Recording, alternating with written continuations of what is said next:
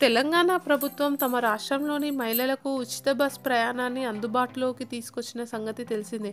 రాష్ట్ర ముఖ్యమంత్రిగా రేవంత్ రెడ్డి ప్రమాణ స్వీకారం చేసిన వెంటనే ఈ పథకాన్ని అమలు చేసి మహిళలకు గుడ్ న్యూస్ చెప్పేశారు.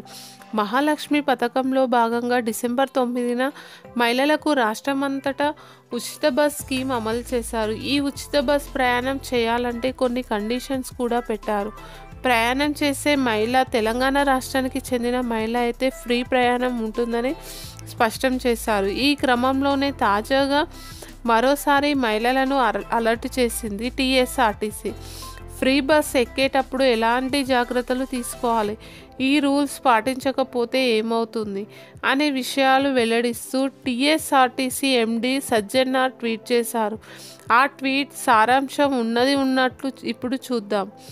మహిళా ప్రయాణికులకు విజ్ఞప్తి. మహాలక్ష్మి మహిళలకు ఉచిత బస్ ప్రయాణ సౌకర్య పథకం వినియోగించుకోవాలంటే ఒరిజినల్ గుర్తింపు కార్డు తప్పనిసరి. గుర్తింపు కార్డులో ప్రయాణికురాలి ఫోటో, అడ్రస్ స్పష్టంగా కనిపించాలి. కేంద్ర రాష్ట్ర ప్రభుత్వాలు జారీ చేసే ఏ ఒరిజినల్ గుర్తింపు కార్డైనా ఈ స్కీమ్కి వర్తిస్తుంది. పాన్ కార్డులో అడ్రస్ లేనందున అది ఉచిత ప్రయాణానికి చెల్లుబాటు కాదు.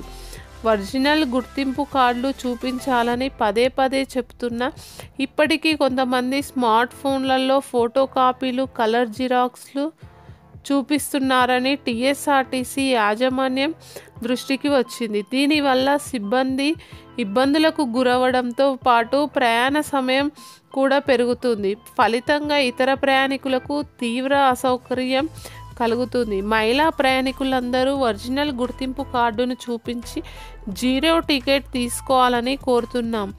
ఒరిజినల్ గుర్తింపు కార్డు లేకపోతే ఖచ్చితంగా డబ్బు చెల్లించి టికెట్ తీసుకోవాలని విజ్ఞప్తి చేస్తున్నాము.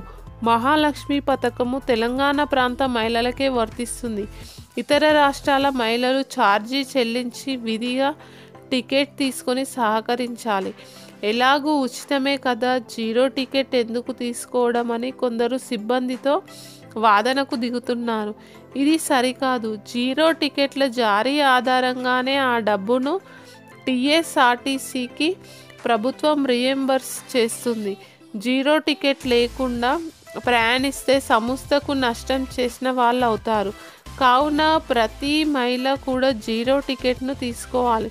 ఒకవేళ టికెట్ తీసుకోకుండా ప్రయాణిస్తే అది చెకింగ్లో గుర్తిస్తే సిబ్బంది ఉద్యోగం ప్రమాదంలో పడుతుంది.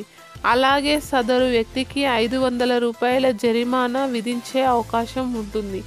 ఈ విషయాన్ని దృష్టిలో పెట్టుకొని ప్రతి ఒక్కరూ విధిగా టికెట్ తీసుకొని సహకరించాలని కోరుతున్నాము అని